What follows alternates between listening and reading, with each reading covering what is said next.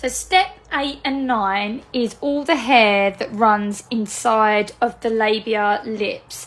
So when we go to apply the wax to remove on the front of the labia on step 3 and 4, that's removed, leaving us just the smallest amount of hair that's running inside here.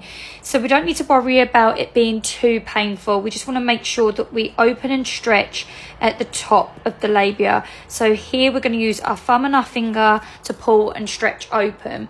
While we're doing this, we're obviously going to apply the wax down in the direction of the hair growth on either side. We do that one step at a time so it doesn't get stuck together, using your finger or your spatula to move whatever you need to in the middle away.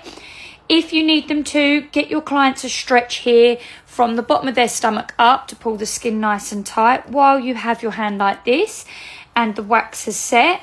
You can then get your handle by picking to get ready to pull up against the hair growth, and you will push your thumb or your hand into the bottom, almost like you're pushing the bum into the bed more to stretch that skin while they pull up here. And then you're going to do a handle and a quick pull against the hair growth parallel to the body on both step 8 and 9. And that should hopefully remove everything you need without anything pulling or tugging at the skin.